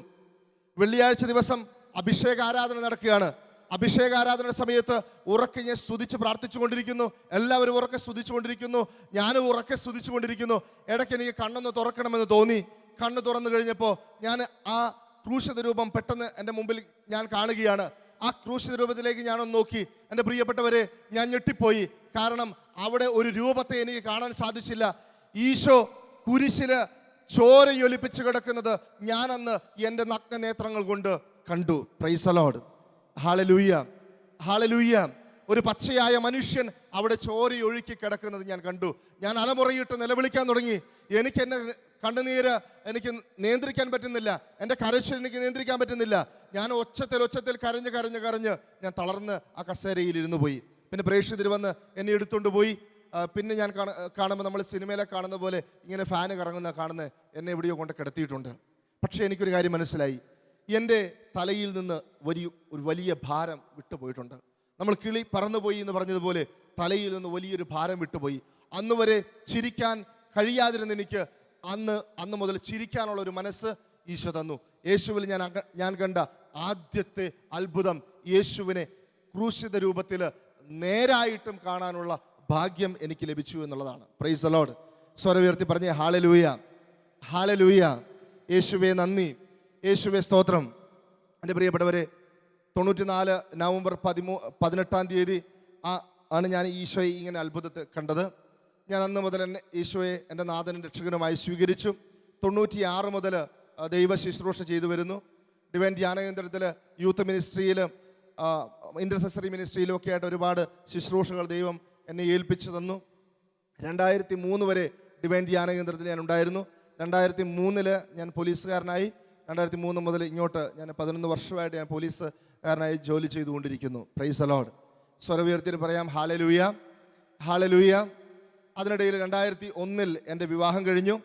ജൂൺ മാസമായിരുന്നു എൻ്റെ വിവാഹം. 3 മാസം കഴിഞ്ഞപ്പോൾ തന്നെ എൻ്റെ ഭാര്യയ്ക്ക് ആദ്യത്തെ ഓപ്പറേഷൻ നടന്നു. ആദ്യത്തെ ഓപ്പറേഷൻ എന്ന് പറയുമ്പോൾ ഇപ്പം നിലവിൽ 4 എണ്ണം കഴിഞ്ഞു. 5ാമത്തത് പറഞ്ഞു വെച്ചിരിക്കുകയാണ്. ഹല്ലേലൂയ. 4 എണ്ണം കഴിഞ്ഞു. ഇപ്പം നിലവിൽ 5ാമത്തെ പറഞ്ഞു വെച്ചിരിക്കുകയാണ്. അതുകൊണ്ടാണ് ആദ്യത്തെ ഓപ്പറേഷൻ എന്ന് പറഞ്ഞത്. എൻഡോമെട്രിയോസിസ് ആയിട്ട് അണ്ഡാശയത്തിൻ്റെ മുകളിൽ മുഴകളായിട്ടായിരുന്നു ആദ്യത്തെ ഓപ്പറേഷൻ നടന്നത്. ഈ ഓപ്പറേഷൻ കഴിഞ്ഞ് കുറച്ച് നാൾ മരുന്നെല്ലാം കഴിച്ച് അങ്ങനെ ഇരിക്കുമ്പോൾ വീണ്ടും മുഴകൾ പ്രത്യക്ഷപ്പെട്ടു. പരിശോധിച്ചൊക്കെ നോക്കിക്കഴിഞ്ഞപ്പോൾ ഡോക്ടറിന് സംശയമായി, ക്യാൻസറിന് ആണോ എന്ന് സംശയമായി. അങ്ങനെ CA-125 എന്ന് പറയുന്ന ടെസ്റ്റ് ചെയ്തു. മറ്റ് സ്കാനിങ്ങും എല്ലാം കഴിഞ്ഞു. CA-125 ചെയ്തു. എല്ലാത്തിലും ക്യാൻസർ ആണെന്നുള്ള നിഗമനത്തിലേക്ക് എത്തി. അങ്ങനെ മലബാർ ക്യാൻസർ സെൻ്ററിൽ തലശ്ശേരിയിൽ ചികിത്സയ്ക്കായിട്ട് ഞാൻ എൻ്റെ ഭാര്യയെയും കൂട്ടിക്കൊണ്ട് പോവുകയാണ്. എൻ്റെ പ്രിയപ്പെട്ടവരെ, ഡോക്ടർ ഇപ്രകാരം പറഞ്ഞു, ഇനി അവസാനം ഒരു ടെസ്റ്റും കൂടി ചെയ്യണം. അത് ഈ മുഴ ഓപ്പറേഷൻ ചെയ്തെടുത്തിട്ട് അത് ബയോപ്സിക്ക് വിടണം. ആ ബയോപ്സി കഴിഞ്ഞ് കഴിയുമ്പോഴേ ഉറപ്പിക്കാൻ പറ്റുള്ളൂ ക്യാൻസർ ആണോ എന്ന്. ഇതുവരെയുള്ള ടെസ്റ്റുകളിൽ നിന്ന് ക്യാൻസർ ആണെന്ന് ഏകദേശം സ്ഥിരീകരിച്ചിട്ടുണ്ട്. പക്ഷേ ഇതും കൂടി കഴിഞ്ഞാലേ ഉറപ്പിക്കാൻ പറ്റുള്ളൂ. അതും കൂടി കഴിഞ്ഞാലേ നമുക്ക് ട്രീറ്റ്മെൻറ്റ് തുടങ്ങാൻ പറ്റുള്ളൂ എന്ന് പറഞ്ഞു. അപ്പം എൻ്റെ ഭാര്യ എൻ്റെ കൈ പിടിച്ചിട്ട് പറഞ്ഞു, ചേട്ടാ എന്നെ ഓപ്പറേഷന് വിട്ടുകൊടുക്കരുതെന്ന് പറഞ്ഞു. കാരണം അതിൻ്റെ ഏതാനും മാസങ്ങൾക്ക് മുമ്പാണ് ആദ്യത്തെ ഓപ്പറേഷൻ കഴിഞ്ഞത്. വീണ്ടും ഒരു ഓപ്പറേഷൻ അവൾക്ക് ചിന്തിക്കാൻ പറ്റുന്നതായിരുന്നില്ല. അവൾക്കറിയാൻ തുടങ്ങി. ഞാൻ ഡോക്ടറോട് പറഞ്ഞു, ഡോക്ടറെ ഒരു ഓപ്പറേഷൻ ചെയ്യാൻ ഞങ്ങൾക്ക് താല്പര്യമില്ല എന്ന് പറഞ്ഞു. അപ്പോൾ ഡോക്ടർ പറഞ്ഞു, താല്പര്യമില്ല എന്ന് പറഞ്ഞിട്ട് കാര്യമില്ല, അതും കൂടി കഴിഞ്ഞാലേ നമുക്ക് ഉറപ്പിക്കാൻ പറ്റുള്ളൂ ക്യാൻസർ ആണോ എന്ന്. ഞാൻ പറഞ്ഞു, പറ്റത്തില്ല, വിട്ടുകൊടുക്കാൻ പറ്റിയല്ല. ഇന്നായിരുന്നെങ്കിൽ കുത്തിയെടുത്ത് പരിശോധിക്കാനുള്ള സംവിധാനമൊക്കെ ഉണ്ട്. പക്ഷേ 2002 കാര്യം ഞാൻ പറയുന്നത്, അന്ന് ഈ കുത്തിയെടുത്ത് പരിശോധിക്കാനുള്ള സംവിധാനം അന്ന് നമ്മുടെ ഇവിടെ ഇല്ല. അങ്ങനെ ഡോക്ടർ പറഞ്ഞു, നിങ്ങൾ ആലോചിച്ച് നോക്ക്, ഇപ്പോൾ ഏർലി സ്റ്റേജിലായതുകൊണ്ട് നമുക്ക് ട്രീറ്റ്മെൻറ്റിൽ മാറിക്കിട്ടും. മറിച്ച് കുറച്ചും കൂടി കഴിഞ്ഞാൽ ചിലപ്പോൾ നമുക്ക് നിയന്ത്രിക്കാൻ പറ്റാതെ വരും കേട്ടോ, നിങ്ങൾ ആലോചിച്ച് നോക്കുമെന്ന് പറഞ്ഞു. ഞാനും എൻ്റെ ഭാര്യയും കൂടി മലബാർ ക്യാൻസറിൻ്റെ പുറത്തുള്ള ഒരു പൂന്തോട്ടമുണ്ട്, അവിടെ സിമൻറ്റ് ബെഞ്ചിൽ ഇരുന്നിങ്ങനെ പ്രാർത്ഥിക്കുകയാണ്. ഞാൻ ഇപ്രകാരം പ്രാർത്ഥിക്കും, എൻ്റെ കർത്താവേ, ഞാൻ ഇവളെയും കൊണ്ട് എങ്ങോട്ടാണ് ഇനി പോകേണ്ടത്? ക്യാൻസർ ആണെന്ന് വൈദ്യശാസ്ത്രം പറയുന്നു. പക്ഷെ അവർക്ക് ഉറപ്പിക്കാനായിട്ട് ഇനിയൊരു ഓപ്പറേഷൻ ചെയ്യണം പോലും. ഇവൾ ഓപ്പറേഷന് വിട്ടുകൊടുക്കാൻ എനിക്ക് താല്പര്യമില്ല. ഞാനിനി എന്തു ചെയ്യണം? അപ്പോൾ എനിക്ക് ഇങ്ങനെ ഒരു സന്ദേശം ലഭിച്ചു, ഇവൾക്ക് ക്യാൻസർ ഇല്ല എന്നൊരു സന്ദേശം. ഞാൻ ഇതുമായിട്ട് ഡോക്ടറിൻ്റെ അടുത്ത് പോയി. ഡോക്ടറോട് ഞാൻ പറഞ്ഞു, ഡോക്ടറെ, എൻ്റെ ഭാര്യയ്ക്ക് ക്യാൻസർ ഇല്ല. ഡോക്ടർ ചോദിച്ചു, ആരാ പറഞ്ഞത് ക്യാൻസർ ഇല്ലെന്ന്? അപ്പം ഞാൻ പറഞ്ഞു, എൻ്റെ ഈശോ പറഞ്ഞു ക്യാൻസർ ഇല്ലെന്ന്. Praise the lord, hallelujah. Doctor വിശ്വസിക്കുകയോ? ഡോക്ടർ വിശ്വസിക്കുകയില്ല. അവിടെ നിന്ന് വീണ്ടും ഗൈനക്കോളജിസ്റ്റിൻ്റെ അടുത്തേക്ക് പോയി. തലശ്ശേരിയിൽ ജോസ്ഗിരി ഹോസ്പിറ്റലിൽ ആണ് ട്രീറ്റ്മെൻറ്റ് ചെയ്തുകൊണ്ടിരുന്നത്. ഡോക്ടറെ അടുത്ത് ചെന്നിട്ട് ഞാൻ പറഞ്ഞു, ഡോക്ടറെ, എൻ്റെ ഭാര്യയ്ക്ക് ക്യാൻസർ ഇല്ല. അപ്പോൾ ഡോക്ടർ ചോദിച്ചു, ക്യാൻസർ സെൻ്ററിൽ നിന്ന് അങ്ങനെ വല്ല എഴുത്ത് തന്നിട്ടുണ്ടോ? അവിടെ നിന്ന് എഴുത്ത് എന്തിയെ കാണിച്ചു തരാൻ പറഞ്ഞു. ഞാൻ എഴുത്ത് കൊടുത്തു. എഴുത്ത് വായിച്ചിട്ട് ഡോക്ടറിനോട് പറഞ്ഞു, ഇതിനകത്ത് ക്യാൻസർ ഇല്ലാന്നൊന്നും എഴുതിയിട്ടില്ലല്ലോ, ഇതിനകത്ത് ഓപ്പറേഷൻ ചെയ്യണം, എന്നിട്ട് ബയോപ്സിക്ക് വിടണം എന്നാണ് എഴുതിയിരിക്കുന്നത്. പിന്നെ നിങ്ങളോട് ആര് പറഞ്ഞു ക്യാൻസർ ഇല്ലെന്ന്? ഞാൻ പറഞ്ഞു, എൻ്റെ ദൈവം പറഞ്ഞു, ഈശോ പറഞ്ഞു ഇവൾക്ക് ക്യാൻസർ ഇല്ലെന്ന്. Praise the Lord. സ്വരം ഉയർത്തിട്ട് ഹല്ലേലൂയ പറഞ്ഞേ. Hallelujah, hallelujah. എൻ്റെ പ്രിയപ്പെട്ടവരെ, അന്ന് പൊട്ടനെ പോലെ ചിന്തിക്കാൻ എനിക്ക് ദൈവം ശക്തി തന്നു, കൃപ തന്നു എന്ന് മാത്രം പറയാം. ഞാൻ ഡോക്ടറോട് പറയാണ്, ഡോക്ടറെ, എനിക്ക് ഉറപ്പുണ്ട്, എൻ്റെ ദൈവം പറഞ്ഞ തെറ്റില്ല, എനിക്ക് ഉറപ്പുണ്ട് ഇവള് ക്യാൻസർ ഇല്ല. ഞാൻ നിർബന്ധിച്ച് ഡോക്ടറോട് പറഞ്ഞു, CA-125 എന്ന ടെസ്റ്റ് വീണ്ടും ചെയ്യണമെന്ന് പറഞ്ഞു. ഡോക്ടർ പറഞ്ഞു, 2 ആഴ്ച മുമ്പ് ചെയ്ത ടെസ്റ്റ് വീണ്ടും ചെയ്തതുകൊണ്ട് എന്ത് പ്രയോജനമാണുള്ളത്? വലിയ മാറ്റമൊന്നും ഉണ്ടായില്ലെന്ന് പറഞ്ഞു. ഞാൻ പറഞ്ഞു, എന്നാലും ഡോക്ടറെ ടെസ്റ്റ് ചെയ്യണം. അങ്ങനെ ബ്ലഡ് എടുത്തു കൊടുത്തു. അന്ന് സൗത്ത് ഇന്ത്യയിൽ എവിടെയും CA-125 ചെയ്യാനുള്ള സൗകര്യമില്ല. ബ്ലഡ് എടുത്ത് കൊടുത്ത് ബോംബെയിലേക്ക് അയക്കും, ഒരാഴ്ച കഴിഞ്ഞ് റിസൾട്ട് വരുള്ളൂ. അങ്ങനെ ബ്ലഡ് എടുത്ത് കൊടുത്തിട്ട് ഞാനും എൻ്റെ ഭാര്യയും കൂടി പോട്ടയാശ്രമത്തിൽ ധ്യാനിക്കാനായിട്ട് പോയി. ധ്യാനിച്ചു കഴിഞ്ഞ് തിരിച്ചു വന്നു കഴിഞ്ഞപ്പോൾ റിസൾട്ട് വന്നു. റിസൾട്ട് നോക്കിയിട്ട് ഡോക്ടർ പറഞ്ഞു, അത്ഭുതമായിരിക്കുന്നു, നിങ്ങളുടെ ഭാര്യയ്ക്ക് ക്യാൻസർ ഇല്ല. Praise the lord, hallelujah. സ്വരമുയർത്തി ഹല്ലേലൂയ. യേശുവേ നന്ദി, യേശുവേ സ്തോത്രം. എൻ്റെ പ്രിയപ്പെട്ടവരെ, പിന്നെയും ഒരുപാട് ചികിത്സകൾ ചെയ്തു. കാരണം ഈ മുഴകൾ അങ്ങനെ ഇരിക്കുന്നു. ഈ മുഴകൾ ഉള്ളിടത്തോളം കാലം കുഞ്ഞുങ്ങളുണ്ടായില്ല. അതുകൊണ്ട് ചികിത്സകൾ ഇങ്ങനെ തുടർന്നുകൊണ്ടേയിരുന്നു കുഞ്ഞുങ്ങളുണ്ടാകാൻ വേണ്ടിയിട്ട്. 6 തവണ IUI ചെയ്തു. 6 തവണയും പരാജയപ്പെട്ടു. അങ്ങനെ 2009 ജനുവരി മാസം എത്തി. അപ്പോഴേക്കും 8 വർഷങ്ങൾ കഴിഞ്ഞു. നീണ്ട ചികിത്സകൾ, ഒരുപാട് കാശ് അതിനുവേണ്ടി ചെലവഴിച്ചു, ഒരുപാട് കടം മേടിച്ചിട്ടും ചികിത്സിച്ചു. എന്നിട്ടൊന്നും ഒരു പ്രയോജനവും ഉണ്ടായില്ല. 2009 ജനുവരി മാസത്തിൽ ഞങ്ങൾ സ്ഥിരമായിട്ട് ചികിത്സിച്ചുകൊണ്ടിരുന്ന ഡോക്ടർ ഞങ്ങളോട് പറഞ്ഞു, ഇനി നിങ്ങൾ എൻ്റെ അടുത്ത് ചികിത്സയ്ക്ക് വരണ്ട എന്ന് പറഞ്ഞു. അപ്പം ഞാൻ ചോദിച്ചു, അതെന്താ ഇനി ചികിത്സയ്ക്ക് വരണ്ട എന്ന് പറഞ്ഞത്? അപ്പോൾ ഡോക്ടർ എന്നോട് പറയാണ്, ഇനി ബിന്ദു പ്രഗ്നൻ്റ് ആവുകയില്ല, നോർമലായിട്ട് പ്രഗ്നൻ്റ് ആകാനുള്ള ശേഷി ഇവൾക്കില്ല. ഇവളുടെ അണ്ടാശയങ്ങളിൽ ഒന്ന് കംപ്ലീറ്റ് ആയിട്ട് നശിച്ചു പോയി, മറ്റേ അണ്ടാശയവും ഏകദേശം 90% നശിച്ചു പോയിട്ടുണ്ട്. ഈ IUI ഒക്കെ ഇത്ര 6 പ്രാവശ്യം ചെയ്ത് സാധാരണ ചെയ്യാറില്ല. ഇത്രയും ചെയ്ത് നോക്കിയിട്ടും നടന്നില്ലെങ്കിൽ ഇനി അവൾക്ക് പ്രഗ്നൻ്റ് ആകാനുള്ള ശേഷിയില്ല. എൻ്റെ പ്രിയപ്പെട്ടവരെ, വളരെ സങ്കടം തോന്നി. കാരണം ഇത്രയും നാൾ ചികിത്സ ചെയ്തതൊക്കെ ഒരു കുഞ്ഞിനെ കാണാൻ വേണ്ടിയാണ്. ഡോക്ടറിൻ്റെ റൂമിൽ നിന്ന് പുറത്തേക്ക് ഇറങ്ങിയപ്പോൾ പെട്ടെന്ന് എനിക്കൊരു ഇങ്ങനെ ഒരു മെസ്സേജ് ഈശോ എന്നോട് പറഞ്ഞു, നിനക്ക് ഉടനെ ഒരു കുഞ്ഞിനെ ഞാൻ തരും എന്ന് പറഞ്ഞു. അപ്പം ഞാൻ എൻ്റെ ഭാര്യയോട് പറഞ്ഞു, നമുക്ക് ഉടനെ ഒരു കുഞ്ഞിനെ തരുമെന്ന് ഈശോ പറയുന്നുണ്ടെന്ന് പറഞ്ഞു. അപ്പോൾ അവൾ എൻ്റെ മുഖത്തേക്ക് നോക്കി. ഇപ്പോൾ ഡോക്ടർ പറഞ്ഞതേ ഉള്ളൂ ഇനി ഇവൾ പ്രഗ്നൻ്റ് ആകില്ലെന്ന്. അപ്പോഴാണ് ഞാൻ പറയുന്നത് ഉടനെ നമുക്കൊരു കുഞ്ഞിനെ കിട്ടുമെന്ന്. എൻ്റെ പ്രിയപ്പെട്ടവരെ, പിറ്റേന്ന് തന്നെ ഞാൻ ലീവിന് അപേക്ഷ കൊടുത്തു. തൊട്ടടുത്ത മാസം 2009 ഫെബ്രുവരിയിൽ ഞാനും എൻ്റെ ഭാര്യയും കൂടി കോഴിക്കോട് ധ്യാനത്തിന് വരികയാണ്. ഷാലോമിൻ്റെ വാരാന്ത്യ ധ്യാനം അവിടെ നടക്കുകയാണ്. അങ്ങനെ ഷാലോമിൻ്റെ വാരാന്ത്യ ധ്യാനം കൂടി തിരിച്ചുപോയി. തൊട്ടടുത്ത മാസം മാർച്ച് 2009 മാർച്ചിലാണ് ഈസ്റ്റർ. ഈസ്റ്ററിൻ്റെ തലേ ദിവസം ഞങ്ങൾ അറിയുന്നു എൻ്റെ ഭാര്യ പ്രഗ്നൻ്റ് ആണ് എന്നുള്ള വിവരം. Praise the lord, hallelujah, hallelujah. സ്വരമുയർത്തി പറഞ്ഞ ഹല്ലേലൂയ, ഹല്ലേലൂയ. എൻ്റെ പ്രിയപ്പെട്ടവരെ, അസാധ്യമാണെന്ന് ലോകം പറഞ്ഞപ്പോൾ, അസാധ്യമാണെന്ന് വൈദ്യശാസ്ത്രം പറഞ്ഞപ്പോൾ ദൈവം അത് സാധ്യമാക്കി തന്നു. യോഹന്നാന്റെ സുവിശേഷം 11-ാം അധ്യായത്തിൽ യേശു സ്നേഹിച്ച ലാസറിനെ പറ്റി പറയുന്നുണ്ട്. യേശു സ്നേഹിച്ച ലാസർ, ശ്രദ്ധിക്കേണ്ട കാര്യം ഇതാണ്, യേശു സ്നേഹിച്ചവനായിരുന്നു ലാസർ. യേശു വെറുത്തവനല്ല, യേശു മറ്റുള്ളവരെ പോലെ കരുതിയവനല്ല, മറിച്ച് യേശുവിൻ്റെ സ്നേഹിതനായിരുന്നു ലാസർ. പക്ഷേ ഈ ലാസർ മരിച്ചു എന്ന് മാത്രം പറഞ്ഞാൽ പോരാ. ഈ ലാസർ മരിച്ച് 4 ദിവസം കിടക്കുകയാണ്, കുഴിമാടത്തിൽ കിടക്കുകയാണ്.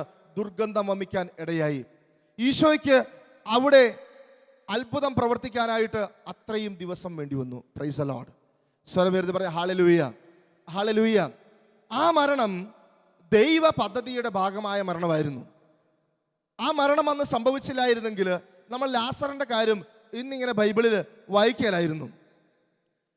ഈ ലാസറ് രോഗിയെ കിടക്കുമ്പോഴും ലാസറ് മരിച്ചു കിടക്കുമ്പോഴും ലാസറിന്റെ സഹോദരിമാര് മർത്തായും മറിയവും ആഗ്രഹിച്ചിരിക്കാം, യേശു ഇപ്പോഴെങ്കിലും ഒന്ന് വന്നിരുന്നെങ്കിൽ, യേശു ഇപ്പോഴെങ്കിലും ഒന്ന് തൊട്ടിരുന്നെങ്കിൽ, യേശു ഇപ്പോഴെങ്കിലും ഈ ലാസറിന് ജീവനെന്ന് കൊടുത്തിരുന്നെങ്കിലെന്ന്. എൻ്റെ പ്രിയപ്പെട്ടവരെ, അവർ കരുതി എല്ലാം തീർന്നു, മരിച്ച് കുഴിയിലേക്കെടുത്തു, കല്ലറയിലേക്കെടുത്തു. 1-ാം ദിവസം കഴിഞ്ഞു, യേശു വന്നില്ല. 2-ാം ദിവസം കഴിഞ്ഞു, യേശു വന്നില്ല. 3-ാം ദിവസം കഴിഞ്ഞു, യേശു വന്നില്ല. അവർ വിചാരിച്ചു എല്ലാം കഴിഞ്ഞു, ഈ ദൈവം കൈവിട്ട് കളഞ്ഞു, ഇനിയൊരു പ്രതീക്ഷ മുമ്പിലില്ല. എൻ്റെ പ്രിയപ്പെട്ടവരെ, അങ്ങനെ പ്രതീക്ഷ മുമ്പിലില്ലാത്ത സമയത്ത്, ചീഞ്ഞ് ദുർഗന്ധം വമിച്ച സമയത്താണ് ഈശോ കടന്നു വന്നത്. എൻ്റെ ജീവിതത്തിലും നിങ്ങളുടെ ജീവിതത്തിലും ഈശോ കടന്നു വരിക ഇങ്ങനെയാണ്. ചീഞ്ഞ് ദുർഗന്ധം വമിക്കുന്നുണ്ടാകാം, ഇനിയൊരു പ്രതീക്ഷ നമുക്ക് നഷ്ടപ്പെട്ടു പോയിട്ടുണ്ടാകാം. എൻ്റെ യേശു എന്തുകൊണ്ട് വന്നില്ല, എൻ്റെ യേശു എന്തുകൊണ്ട് വന്നില്ല, ഇത് അവസാനിച്ചു, എല്ലാം അവസാനിച്ചു, ഇനി യേശുവിന് വരാൻ സമയമില്ല എന്ന് മർത്തായും മറിയവും പറഞ്ഞ പോലെ യേശുവിന് വരാനായിരുന്നെങ്കിൽ കല്ലറയിലേക്ക് എടുക്കുന്നതിന് മുമ്പ് വന്നിട്ട് യേശുവിന് ഇവന് ജീവൻ കൊടുക്കാൻ സാധിക്കുമായിരുന്നു. കല്ലറയിലേക്ക് എടുത്തില്ലേ, 1 ദിവസം കഴിഞ്ഞില്ലേ, 2 ദിവസം കഴിഞ്ഞില്ലേ, ദുർഗന്ധം വമിക്കാൻ തുടങ്ങിയിട്ടുണ്ടാവില്ലേ, ഇനി യേശുവിന് വരാൻ പറ്റില്ല എന്ന് അവർ കരുതിയതുപോലെ നമ്മളും പലപ്പോഴും കരുതുന്നുണ്ടാകാം. പക്ഷേ എൻ്റെ യേശു വന്നു. 2009 ഡിസംബർ മാസം 2-ാം തീയതി ദൈവം ഞങ്ങൾക്ക് ഒരു ആൺകുഞ്ഞിനെ തന്നു. Price the Lord. സ്വരം ഉയർത്തി പറഞ്ഞേ ഹല്ലേലൂയ, ഹല്ലേലൂയ, ഹല്ലേലൂയ, ഹല്ലേലൂയ. എൻ്റെ പ്രിയപ്പെട്ടവരെ, എല്ലാവരും കൈവടിയുമ്പോൾ യേശു കൈപിടിക്കും. എല്ലാവരും ഉപേക്ഷിക്കുമ്പോൾ യേശു കൈപിടിക്കുന്ന അനുഭവം. അങ്ങനെ മോൻ ജനിച്ചു കഴിഞ്ഞപ്പോൾ ഒരുപാട് പേര് എന്നോട് പറഞ്ഞു, ഇത് ദൈവം നിന്നെ അനുഗ്രഹിച്ചിരിക്കുന്നു, നിന്റെ സഹനങ്ങൾക്കെല്ലാം ഓർമ്മ വെച്ച നാൾ മുതലെല്ലാം സഹനങ്ങളാണ്. ഓർമ്മ വെച്ച നാൾ മുതൽ അപ്പനും അമ്മയും മുതലുള്ള വഴക്ക് മുതൽ എൻ്റെ വിവാഹ ജീവിതത്തിലേക്ക് എത്തിയപ്പോഴും സഹനം, വിശ്വാസ ജീവിതത്തിൽ വന്നു കഴിഞ്ഞപ്പോൾ ഒരുപാട് പരീക്ഷണങ്ങൾ, എനിക്കെതിരായിട്ട് ഒരുപാട് കാര്യങ്ങൾ നാട്ടിൽ നടക്കുന്നു. അപ്പോൾ ഈ കുഞ്ഞുണ്ടായി കഴിഞ്ഞപ്പോൾ ഞാൻ വിചാരിച്ചു എൻ്റെ സഹനങ്ങളെല്ലാം ഇവിടെ പൂർത്തിയായി എന്ന് വിചാരിച്ചു. എൻ്റെ പ്രിയപ്പെട്ടവരെ, കുഞ്ഞുണ്ടായി 3 ദിവസം കഴിഞ്ഞപ്പോൾ കുഞ്ഞിന് സീഷറായി, തലച്ചോറിനകത്ത് ഷോക്കായി. അവനെ ICUയിലേക്ക് എടുത്തു. ICUയിലേക്ക് എടുത്തു കഴിഞ്ഞപ്പോൾ ഡോക്ടറെ ഞാൻ കണ്ട് ചോദിച്ചപ്പോൾ ഡോക്ടർ പറഞ്ഞു 48 മണിക്കൂർ നേരത്തേക്ക് ഒന്നും പറയാൻ പറ്റിയല്ല. 48 മണിക്കൂർ കഴിഞ്ഞപ്പോൾ ഞാൻ വീണ്ടും ചോദിച്ചു, ഡോക്ടറെ എങ്ങനെയുണ്ട് കുഞ്ഞിന്? അപ്പോഴും ഡോക്ടർ പറഞ്ഞു കുഞ്ഞിന് സീരിയസ് ആണ്, 24 മണിക്കൂർ കഴിയാതെ ഒന്നും പറയാൻ പറ്റിയല്ല. വീണ്ടും 24 മണിക്കൂർ കഴിഞ്ഞപ്പോൾ ഞാൻ വീണ്ടും ഡോക്ടറെ അടുത്ത് ചെന്നു. ഡോക്ടറോട് ചോദിച്ചു, ഡോക്ടറെ കുഞ്ഞിന് എങ്ങനെയുണ്ട്? അപ്പോൾ ഡോക്ടർ എന്നോട് പറഞ്ഞു, നിങ്ങൾ വേണമെങ്കിൽ ICUവിൽ കയറി കുഞ്ഞിനെ കണ്ടോളൂ എന്ന് പറഞ്ഞു. എൻ്റെ പ്രിയപ്പെട്ടവരെ, കുഞ്ഞിനെ ICUവിൽ കയറി കണ്ടോളൂ എന്ന് പറയാൻ കാരണം, കുഞ്ഞ് മരണത്തോട് മല്ലിട്ടുകൊണ്ടിരിക്കുകയാണ്. കുഞ്ഞ് ജീവിക്കുമോ എന്നറിയില്ല. സാധാരണ നവജാത ശിശുക്കളുടെ ICUവിൽ പുറത്തു നിന്ന് ആരെയും കയറ്റാറില്ല. NICUവിൽ നിങ്ങൾക്ക് പരിചയമുള്ളവർക്കറിയാം, ഹോസ്പിറ്റലിൽ ജോലി ചെയ്യുന്നവർക്കറിയാം, NICUവിൽ പുറത്തുനിന്ന് ആരെയും കയറ്റാറില്ല, ഇൻഫെക്ഷൻ ഉണ്ടാകും. പക്ഷേ ആദ്യമായിട്ട് പരിയാരം മെഡിക്കൽ കോളേജിൻ്റെ NICUവിൽ എനിക്ക് കയറാൻ അനുവാദം തന്നു. ഇവരുടെ പച്ചക്കുപ്പായവും സ്റ്റെറിലൈസ് ചെയ്ത് ചെരുപ്പുമൊക്കെ ഇട്ട് ഞാൻ ഈ NICUവിലേക്ക് ചെന്നു. എൻ്റെ പ്രിയപ്പെട്ടവരെ, എൻ്റെ കുഞ്ഞ് കിടക്കുകയാണ് ഒരു തൊട്ടിലിൽ, ഒരു പുഴുവിനെ പോലെ കിടക്കുകയാണ്. അവൻ്റെ വയറിങ്ങനെ ഉയർന്ന് താഴുന്നുണ്ട്. മരണത്തോട് മല്ലടിച്ച് അവനങ്ങ് കിടക്കുമ്പോൾ ഞാനൊരു കല്ലോ മരവോ അല്ല അവിടെ നിൽക്കുന്നത്, ഞാൻ ആ കുഞ്ഞിൻ്റെ അപ്പനാണ് അവിടെ നിൽക്കുന്നത്. സാധാരണ പച്ചയായ വികാരങ്ങളുള്ള മനുഷ്യനാണ് ഞാൻ. എൻ്റെ നെഞ്ചെന്ന് പെടഞ്ഞു, എൻ്റെ കണ്ണിൽ നിന്ന് ഒരു തുള്ളി കണ്ണുനീര് വീണു. അപ്പോൾ ഒരു വചനം പെട്ടെന്ന് എനിക്കിങ്ങനെ ഓർമ്മയിലേക്ക് വന്നു. പ്രഭാഷകന്റെ പുസ്തകം 3-ാം അധ്യായത്തിൻ്റെ 9-ാമത്തെ വചനമായിരുന്നത്, അപ്പൻ്റെ അനുഗ്രഹം മക്കളുടെ ഭവനങ്ങളെ ബലവത്താക്കുമെന്ന്. എനിക്ക് മനസ്സിലായി ദൈവം എന്നോട് സംസാരിക്കുകയാണെന്ന് എനിക്ക് മനസ്സിലായി. ദൈവം എന്നോട് സംസാരിക്കുകയാണെന്ന് മനസ്സിലായ സമയത്ത് തന്നെ ഞാൻ തമ്പുരാനോട് പറഞ്ഞു, ദൈവമേ സ്തോത്രം, ദൈവമേ നന്ദി, ഈ വചനത്തെ ഓർത്ത് നന്ദി. ഞാൻ കൊച്ചിൻ്റെ തൊട്ടിലിൻ്റെ മുകളിലേക്ക് കരമിങ്ങനെ നീട്ടിപ്പിടിച്ചു. ഞാൻ പറഞ്ഞു, അപ്പൻ എന്ന അധികാരത്തിൽ ഞാൻ പ്രാർത്ഥിക്കുന്നു, ഇവന് ജീവൻ തിരിച്ചു കിട്ടണം കർത്താവേ എന്ന് പറഞ്ഞു. അപ്പൻ എന്ന അധികാരത്തിൽ പുരോഹിതന്മാർ സാധാരണ പ്രാർത്ഥിക്കുന്ന കേട്ടിട്ടുണ്ട്, പുരോഹിതൻ എന്ന അധികാരത്തിൽ പ്രാർത്ഥിക്കുന്നുവെന്ന്. അതുപോലെ ഞാനും പ്രാർത്ഥിച്ചു, അപ്പൻ എന്ന അധികാരത്തിൽ ഞാൻ പ്രാർത്ഥിക്കുന്നു, ഇവന് ജീവൻ തിരിച്ചു കിട്ടണമെന്ന് ഞാൻ പറഞ്ഞു. Price the Lord. സ്വരം ഉയർത്തി പറഞ്ഞ ഹല്ലേലൂയ, ഹല്ലേലൂയ. എൻ്റെ പ്രിയപ്പെട്ടവരെ, പിറ്റേന്ന് ഡോക്ടർ എന്നോട് പറഞ്ഞു, മോന് ആശ്വാസമുണ്ട്, ഇപ്പോൾ പ്രോഗ്രസ് ഉണ്ടെന്ന് പറഞ്ഞു. ആ ICUവിൽ ഉണ്ടായിരുന്ന നഴ്സുമാരെല്ലാം സ്തബ്ധരായി നിന്നുപോയായിരുന്നു. കാരണം ആദ്യമായിട്ടാണ് ഒരാൾ പുറത്തുനിന്ന് ഇങ്ങനെ ICUവിൽ കയറുന്നത്. എന്നിട്ട് ഈ മനുഷ്യൻ സ്തുതിച്ച് പ്രാർത്ഥിച്ചുകൊണ്ടിരിക്കുകയാണ്. എൻ്റെ പ്രിയപ്പെട്ടവരെ, ഞാൻ പിന്നീട് ഇങ്ങനെ ഓർത്തു, എനിക്ക് എങ്ങനെ അത് സാധിച്ചു? സ്വന്തം മകൻ മരിക്കാനായിട്ട് എൻ്റെ കയ്യിലല്ല എന്ന് മാത്രമേ ഉള്ളൂ, എൻ്റെ കരങ്ങളിൽ കിടക്കുന്നത് പോലെ കിടക്കുകയാണ്. അപ്പോൾ എനിക്ക് സ്തുതിക്കാൻ എങ്ങനെ സാധിച്ചു? എനിക്ക് മനസ്സിലായി, ദൈവത്തിൻ്റെ പരിശുദ്ധാത്മാവ് ആ സമയത്ത് ആ ആശുപത്രിയിൽ എൻ്റെ കൂടെ ഉണ്ടായിരുന്നത് കൊണ്ടാണ് ആ സമയത്തും എനിക്ക് സ്തുതിച്ച് പ്രാർത്ഥിക്കാൻ സാധിച്ചതെന്ന്. Praise the lord. സ്വരവിരുദ്ധ പറഞ്ഞ ഹല്ലേലൂയ. 2009 ഡിസംബർ 24 എൻ്റെ മോനെ ഡിസ്ചാർജ് ചെയ്ത് വീട്ടിലേക്ക് കൊണ്ടുവരികയാണ്. ഞങ്ങൾക്ക് വലിയ സന്തോഷം, കാരണം പിറ്റേന്ന് ക്രിസ്മസ് ആണ്. എൻ്റെ വീട്ടിലും ഒരു ഉണ്ണി പിറന്നിരിക്കുന്നു. വലിയ സന്തോഷത്തോടെ ഞങ്ങൾ അവനെ വീട്ടിലേക്ക് സ്വീകരിച്ചു. 5-6 മാസങ്ങൾ കഴിഞ്ഞു. അവൻ്റെ ചേഷ്ടകളിലെല്ലാം ഞങ്ങൾക്ക് എന്തൊക്കെയോ സംശയം തോന്നാൻ തുടങ്ങി. അവന് വേണ്ടത്ര പുരോഗതിയില്ല. അങ്ങനെ വെല്ലൂർ ക്രിസ്ത്യൻ മെഡിക്കൽ കോളേജിൽ അവനെ പരിശോധനയ്ക്കായിട്ട് കൊണ്ടുപോയി. പരിശോധനയ്ക്കായിട്ട് കൊണ്ടുപോയപ്പോൾ അവിടെ ഒരു കോൺവെൻ്റ് ഉണ്ട്, സെൻറ്റ് ലൂക്ക് സെൻറ്റർ എന്ന് പറയുന്ന കോൺവെൻ്റ് ഉണ്ട്. അവിടെയാണ് ഞങ്ങൾ താമസിച്ചുകൊണ്ടിരുന്നത്. അച്ഛന്മാരുടെ എഴുത്തൊക്കെ കൊണ്ടുപോവുകയാണെങ്കിൽ ചെറിയ വാടകയ്ക്ക് നമുക്ക് അവിടെ താമസിക്കാൻ പറ്റും. അവിടെ വന്നൊരു 3 സിസ്റ്റേഴ്സ് ഉണ്ടായിരുന്നു, മലയാളികൾ, വളരെ സ്നേഹമുള്ള സിസ്റ്റേഴ്സ്. അവർ ആശുപത്രി ഡ്യൂട്ടി കഴിഞ്ഞാൽ ഓടി വന്ന് മോനെ എടുത്ത് താലോലിക്കുന്ന വളരെ സ്നേഹമുള്ള സിസ്റ്റേഴ്സ് ഉണ്ടായിരുന്നു. ഞങ്ങൾക്ക് പരിശോധനയുടെ സമയമെല്ലാം കഴിഞ്ഞാൽ ബാക്കി സമയത്തെല്ലാം പ്രാർത്ഥിക്കാൻ ഇഷ്ടംപോലെ സമയം, എല്ലാ ദിവസവും വിശുദ്ധ കുർബാന, അങ്ങനെ ദിവസങ്ങൾ കഴിഞ്ഞുപോയി. എല്ലാ പരിശോധനകളും കഴിഞ്ഞുപോയി. ഡോക്ടറെ അവസാനമായിട്ട് കാണേണ്ട ദിവസം എത്തി. ടെസ്റ്റുകളുടെ എല്ലാ റിപ്പോർട്ടുകളുമായിട്ട് ഡോക്ടർ ഇരിക്കുന്നു. ഞങ്ങൾ ഡോക്ടറിൻ്റെ മുറിയിലിരിക്കുകയാണ്. കമ്പ്യൂട്ടറിൽ ടെസ്റ്റുകളുടെ റിപ്പോർട്ടുകൾ നോക്കിക്കൊണ്ട് ഡോക്ടറിൻ്റെ മുഖത്ത് പോലും നോക്കാതെ ആദ്യം പറഞ്ഞ വാക്കിങ്ങനെയാണ്, ഐ ആം സോറി എന്ന് പറഞ്ഞു. ഡോക്ടർ മായ തോമസ്, പീഡിയാട്രിക് ന്യൂറോളജിസ്റ്റ്, മലയാളിയാണ്. ഡോക്ടറിനോട് പറഞ്ഞ വാക്കാണ് ഐ ആം സോറി എന്ന്. അപ്പോൾ ഞാൻ ചോദിച്ചു, എന്താ ഡോക്ടറെ അങ്ങനെ പറയാൻ കാരണം? അപ്പോൾ ഡോക്ടറിനോട് പറഞ്ഞു, നിങ്ങളുടെ കുഞ്ഞിന് 2 പ്രധാനപ്പെട്ട അസുഖങ്ങളുണ്ട്. ഒന്ന് കോർട്ടിക്കൽ ബ്ലൈൻഡ്നെസ് എന്നാണ് അസുഖത്തിൻ്റെ പേര്, മറ്റൊന്ന് സെറിബ്രൽ പാൾസി. എനിക്കൊന്നും മനസ്സിലായില്ല. ഞാൻ ചോദിച്ചു, എന്താണിത് എന്ന് ചോദിച്ചു. കോർട്ടിക്കൽ ബ്ലൈൻഡ്നെസ് എന്ന് പറഞ്ഞ ഡോക്ടർ എന്നോട് വിശദീകരിച്ചു തന്നു.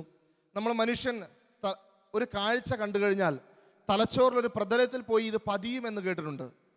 ഈ തലച്ചോറിൽ ഈ പ്രതലത്തിന് പറയുന്ന പേരാണ് ഒക്സിപിറ്റൽ ലോബ് എന്ന്. ഈ ഒക്സിപിറ്റൽ ലോബിൽ പോയി പതിയുന്ന കാഴ്ചകൾ മാത്രമേ കണ്ടു എന്ന് പറയാൻ പറ്റുള്ളൂ.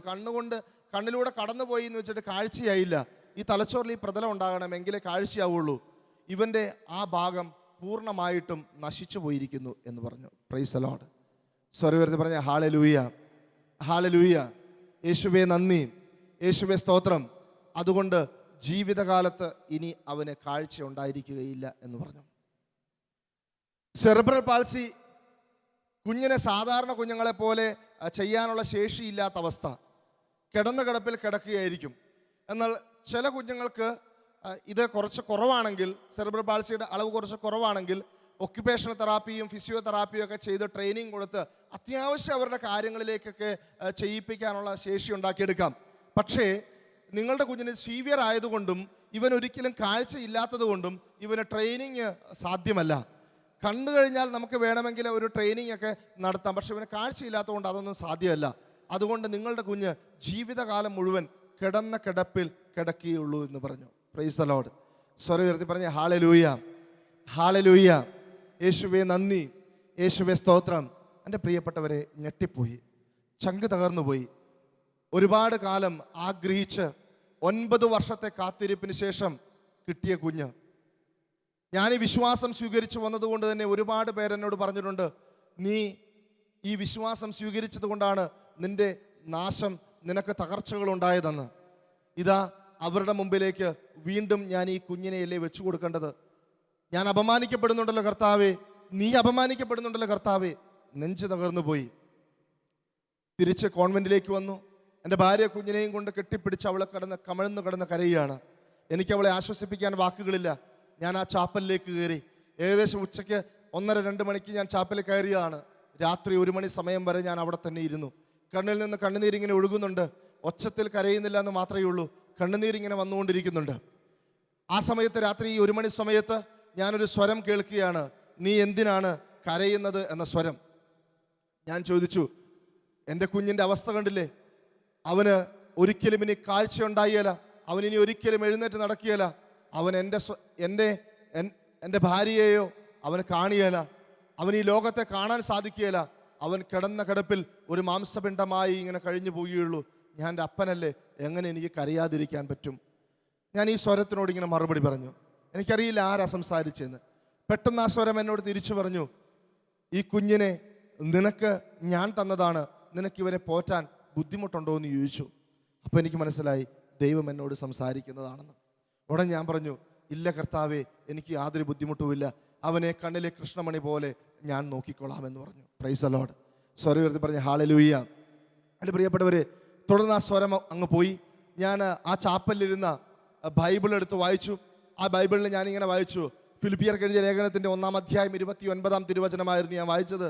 ക്രിസ്തുവിൽ വിശ്വസിക്കാൻ മാത്രമല്ല, അവന് വേണ്ടി സഹിക്കാൻ കൂടിയുള്ള അനുഗ്രഹമാണ് നിനക്ക് ലഭിച്ചിരിക്കുന്നത് എന്നായിരുന്നു വചനം. ഞാൻ ചോദിച്ചു, കർത്താവേ, എന്തെല്ലാം അനുഗ്രഹങ്ങളുണ്ട്, ഈ അനുഗ്രഹം തന്നെ തരണോ? ക്രിസ്തുവിൽ വിശ്വസിക്കാൻ മാത്രമല്ല, അവന് വേണ്ടി സഹിക്കാനുള്ള അനുഗ്രഹം. സഹനം ഒരു അനുഗ്രഹമാണെന്ന് ഈശോ എന്നെ പഠിപ്പിക്കുകയാണ്. അപ്പോൾ ഈശോ വീണ്ടും എന്നോട് മറുപടി പറഞ്ഞു. ലൂക്കായുടെ സുവിശേഷത്തിൻ്റെ 2-ാം അധ്യായം 35-ലേക്ക് നീ ഒന്ന് നോക്കുക.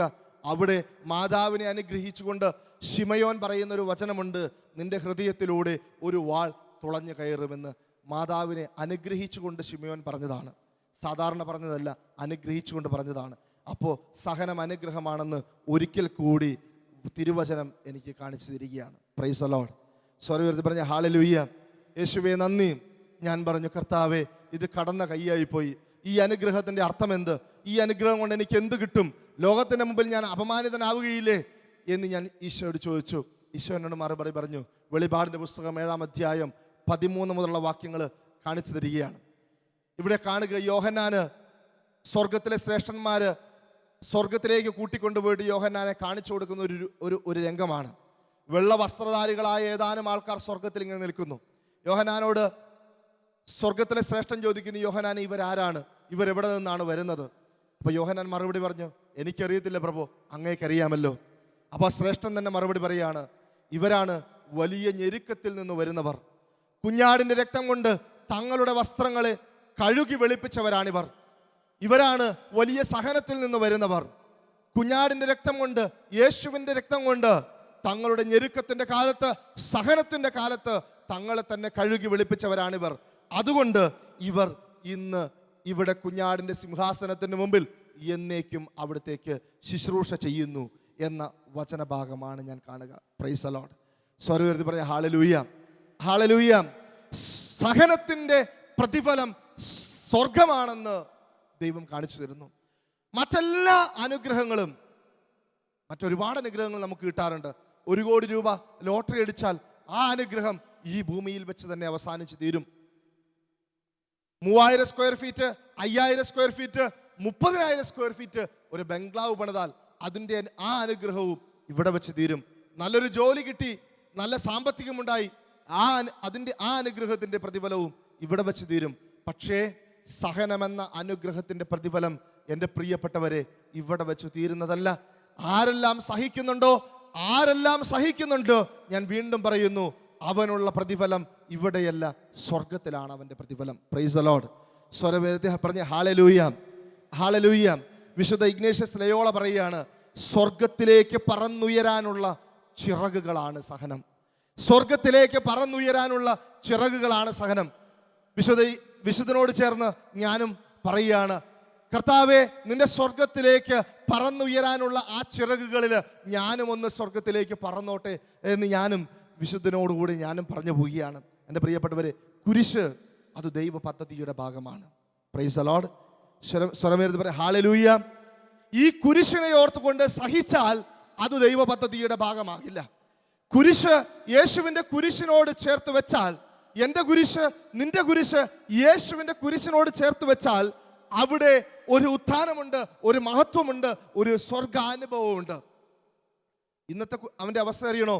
ഇന്ന് അവൻ 5 വയസ്സ് കഴിഞ്ഞു, അവന് നല്ല വെയിറ്റ് ഉണ്ട്, അവന് ആരോഗ്യമൊക്കെ ഉണ്ട്, പക്ഷേ അവന് ബുദ്ധിയില്ല, സംസാരശേഷിയില്ല, കിടന്ന കിടപ്പിൽ കിടക്കുകയാണ്. അവനെ ഇരുത്തിയാൽ സപ്പോർട്ട് ചെയ്തില്ലെങ്കിൽ അവൻ മറിഞ്ഞു വീഴും. ആകെ അവനുള്ളത് കേൾക്കാനുള്ള ശക്തി മാത്രമാണ്. എൻ്റെയും എൻ്റെ ഭാര്യയുടെയും സ്വരം കേട്ടാൽ അവന് തിരിച്ചറിയും. അനിയത്തിയുടെ കുഞ്ഞുമക്കളുണ്ട്, അവരുടെ സ്വരം കേട്ടാൽ അവൻ തിരിച്ചറിയും. അല്ലാതെ മറ്റൊരു ശക്തിയും അവനില്ല. അവൻ അങ്ങനെ കിടക്കുകയാണ്. പക്ഷേ ഇന്ന് ഞാൻ പറയുന്നു, എൻ്റെ കർത്താവ് നല്ലവനാണ്. കാരണം ഇവനിലൂടെ കർത്താവ് എനിക്ക് സ്വർഗം തരാനായിട്ട് ആഗ്രഹിക്കുകയാണ്. ഇവൻ എന്തായാലും സ്വർഗം ഉറപ്പാണ്. ഇവൻ വിശുദ്ധനാണ്. എൻ്റെ പ്രിയപ്പെട്ടവരെ, നെഞ്ചിൽ കൈവച്ച് ഞാൻ പറയട്ടെ, ഒരു വിശുദ്ധനുള്ള കുടുംബത്തിൽ നിന്നാണ്, വീട്ടിൽ നിന്നാണ് ഞാൻ വരുന്നത്.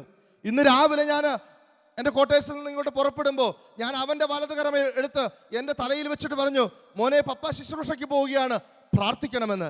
കാരണം എനിക്ക് ഉറപ്പുണ്ട് എൻ്റെ കുഞ്ഞിൻ്റെ പ്രാർത്ഥന, ആ വിശുദ്ധൻ്റെ പ്രാർത്ഥന എൻ്റെ കൂടെയുണ്ടെന്ന് എനിക്ക് ഉറപ്പുണ്ട്. Price the Lord. സ്വരവേർത്ത് പറഞ്ഞ ഹല്ലേലൂയ. അവനിലൂടെ എന്നെ സ്വർഗത്തിലേക്ക് എൻ്റെ തമ്പുരാൻ കൂട്ടിക്കൊണ്ടുപോകുന്നെന്ന് എനിക്ക് ഉറപ്പുണ്ട്. അവനെ 24 മണിക്കൂറും നോക്കുന്ന ഞാൻ, 24 മണിക്കൂറും വീട്ടിലില്ല, 24 മണിക്കൂറും അവൻ്റെ വേദനകളെല്ലാം കാണുന്ന, ഒരു ദിവസം 10-25 പ്രാവശ്യം ഫിറ്റ്സ് ഉണ്ടാവും, കണ്ണുകളിങ്ങനെ മിഴിഞ്ഞു വരും, ശ്വാസം മുട്ടി ശ്വാസം കിട്ടാതെ അവൻ വലയും. ആ സമയമെല്ലാം അവൻ്റെ കൂടെ നിന്നുകൊണ്ട് അവനെ ശുശ്രൂഷിക്കുന്ന എൻ്റെ ഭാര്യ സ്വർഗത്തിലേക്കാണ് കടന്നു പോകുന്നതെന്ന് എനിക്ക് ഉറപ്പുണ്ട്. Price the lord. സ്വരവേർത്തി പറഞ്ഞ ഹല്ലേലൂയ, ഹല്ലേലൂയ.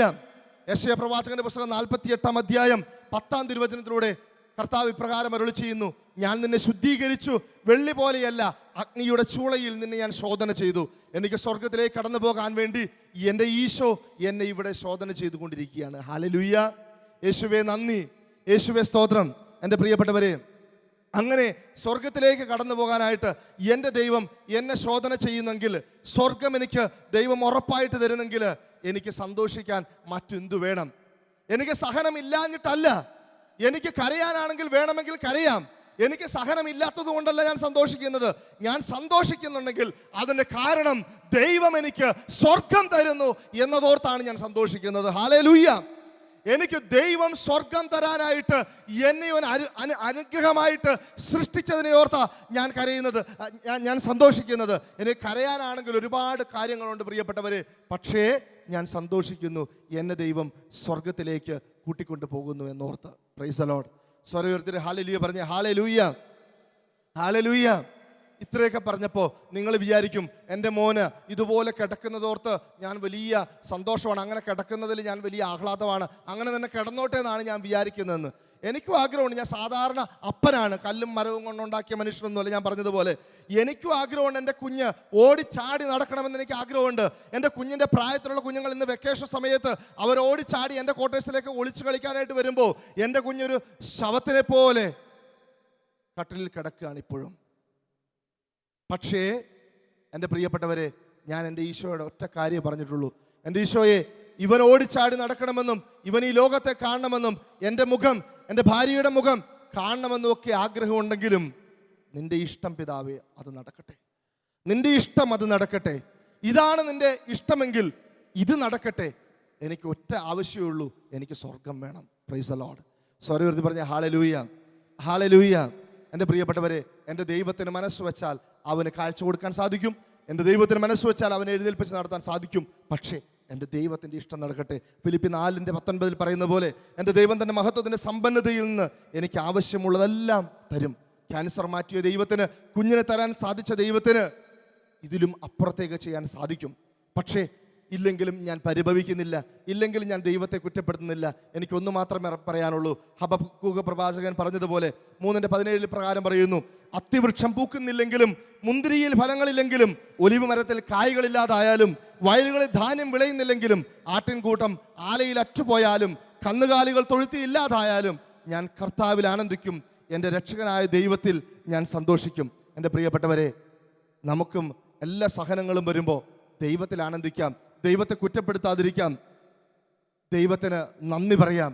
ഇന്ന് എൻ്റെ ജീവിതത്തിൽ സ്വർഗം വേണമെന്നുള്ള ചിന്ത ഇങ്ങനെ കയറി വന്ന് കൊരിന്തോസുകാർക്ക് എഴുതിയ ലേഖനത്തിൽ പൗലോസ് ഈ പ്രകാരം പറയുന്നുണ്ട്, ജീവിക്കുന്നവർ ഇനിയും തങ്ങൾക്ക് വേണ്ടി ജീവിക്കാതെ തങ്ങളെ പ്രതി മരിക്കുകയും ഉയർക്കുകയും ചെയ്തവന് വേണ്ടി ജീവിക്കേണ്ടതിനാണ് അവൻ എല്ലാവർക്കും വേണ്ടി മരിച്ചതെന്ന്.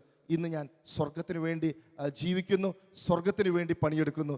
ഇന്ന് കണ്ണൂർ പാവപ്പെട്ട രോഗികൾ ജില്ലാ ആശുപത്രിയിൽ ഭക്ഷണത്തിനൊക്കെ വേണ്ടി നിൽക്കുമ്പോൾ അവരുടെ കൂടെ നിന്ന് ശുശ്രൂഷ ചെയ്യാൻ, അവർക്ക് ആഴ്ചയിൽ 6 ദിവസം ഭക്ഷണം കൊടുക്കുന്ന ശുശ്രൂഷ നേതൃത്വം കൊടുക്കാൻ ദൈവം എന്നെ അനുഗ്രഹിക്കുന്നു. പോലീസിലാണെങ്കിലും ഇതൊക്കെ ഇങ്ങനെയുള്ള നല്ല കാര്യങ്ങൾ എൻ്റെ ഡിപ്പാർട്ട്മെൻറ്റിലെ ആൾക്കാർ എൻ്റെ കൂടെ വളരെ സന്മനസ്സോടുകൂടി എനിക്ക് പ്രോത്സാഹനം തരുന്നുമുണ്ട്. Praise the lord. സ്വരവേർത്തി പറഞ്ഞ ഹല്ലേലൂയ, ഹല്ലേലൂയ. എൻ്റെ പ്രിയപ്പെട്ട ഒറ്റ ലക്ഷ്യമേ ഉള്ളൂ, സ്വർഗം വേണം, സ്വർഗം വേണം. സ്വർഗത്തിന് വേണ്ടി പണിയെടുക്കണം. എന്തെല്ലാം കഷ്ടങ്ങളുണ്ടായാലും എന്തെല്ലാം നഷ്ടങ്ങളുണ്ടായാലും സ്വർഗം വേണമെന്ന ഒറ്റ ചിന്ത മാത്രം. ഒരു നിമിഷം നമുക്ക് എഴുന്നേറ്റ് നിൽക്കാം. ദൈവസന്നിധിയിൽ ഒരു നിമിഷം എഴുന്നേറ്റ് നിൽക്കാം. കണ്ണുകളടച്ച് കരങ്ങൾ കൂപ്പി ദൈവസന്നിധിയിലായിരിക്കാം.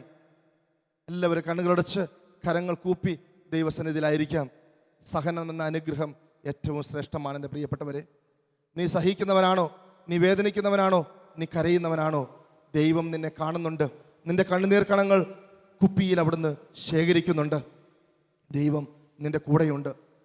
നിനക്കായി നല്ല പദ്ധതിയുള്ള ദൈവമാണ് നമ്മുടെ ദൈവം, നമ്മുടെ ഈശോ.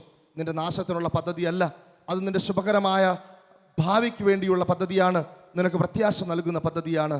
ദൈവം, ആ ദൈവം നിന്റെ കൂടെയുണ്ട്. നിനക്കായി കരുതുന്ന, നിന്നെപ്പറ്റി ചിന്തയുള്ള, നിന്നെപ്പറ്റി ശുഭകരമായ ഭാവി കാണുന്ന ദൈവം, ആ ദൈവത്തെ ഓർത്ത് നമുക്ക് നന്ദി പറയാം.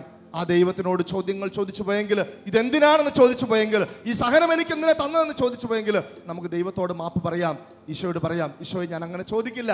ദൈവമേ, നീ എനിക്ക് മതിയായവനാണ്, നീ എന്നെ കരുതുന്നവനാണ്. കരങ്ങൾ ഉയർത്തി ഒരു നിമിഷം നമ്മുടെ എല്ലാ സഹനങ്ങളെയും ഓർത്ത് ദൈവത്തിന് നന്ദി പറയാം. ഉറക്കെ ഒന്ന് സ്തുതിച്ച് മഹത്വപ്പെടുത്താം. സഹനങ്ങളെ ഓർത്ത് ഹല്ലേലൂയ, ഹല്ലേലൂയ. ദൈവം നമ്മെ അനുഗ്രഹിക്കുന്നു, ദൈവം നമ്മെ അനുഗ്രഹിക്കുന്നു. സഹനങ്ങളെ ഓർത്ത് നന്ദി പറയുന്നവരെ ദൈവം അനുഗ്രഹിക്കും. സഹനങ്ങളെ ഓർത്ത് കരയുന്നവനെയല്ല, സഹനങ്ങളെ ഓർത്ത് ദൈവത്തെ ശപിക്കുന്നവനെയല്ല, സഹനങ്ങളെ ഓർത്ത് ദൈവത്തിന് നന്ദി പറയുന്നവരെ ദൈവം അനുഗ്രഹിക്കും. ഉറക്കെ ഒന്ന് സ്തുതിച്ചേ, സ്വരം പോരല്ലോ. Hallelujah, hallelujah, hallelujah, hallelujah, hallelujah, hallelujah, hallelujah, hallelujah, hallelujah. യേശുവേ നന്ദി. കരങ്ങളടിച്ച് നമുക്ക് പാടാം. ഇതാ നല്ല ദൈവം നമ്മുടെ കൂടെയുണ്ട്. യെശയ്യാ പ്രവാചകന്റെ പുസ്തകം 43-ാം അധ്യായം 1-ന്റെ വചനത്തിലൂടെ കർത്താവ് പറയുന്നു, ഭയപ്പെടേണ്ട, ഞാൻ നിന്നെ രക്ഷിച്ചിരിക്കുന്നു, നീ എന്റേതാണ്. സമുദ്രത്തിലൂടെ കടന്നു പോകുമ്പോൾ ഞാൻ നിന്നോട് കൂടെയുണ്ടായിരിക്കും. നദികൾ കടക്കുമ്പോൾ അത് നിന്നെ മുക്കിക്കളയുകയില്ല. അഗ്നിയിലൂടെ നടന്നാലും നിനക്ക് പൊള്ളലേൽക്കുകയില്ല. ജ്വാല നിന്നെ ദഹിപ്പിക്കുകയില്ല. ദൈവം നിന്റെ കൂടെയുണ്ട്. ഹല്ലേലൂയ.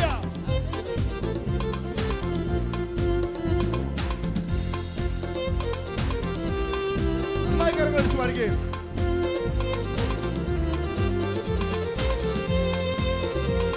പോരല്ലോ, ശക്തി പോരല്ലോ, നന്നായിട്ട് ഉഷാറായിട്ട് ചേർന്ന് പാടാം. ഭാരങ്ങൾ വഹിക്കുന്നവൻ, എനിക്കായി കരുതുന്നവൻ, ഭാരങ്ങൾ വഹിക്കുന്നവൻ, എന്നെ കൈവിടാത്തവൻ, യേശുവൻ കൂടെയുണ്ട്. എന്നെ കൈവിടാത്തവൻ, യേശുവൻ കൂടെയുണ്ട്. പരീക്ഷ എന്റെ ദൈവം അനുവദിച്ച പരിഹാരം എനിക്കായി കരുതിയിട്ടുണ്ട്. പരീക്ഷ എന്റെ ദൈവം അനുവദിച്ച പരിഹാരം എനിക്കായി കരുതിയിട്ടുണ്ട്.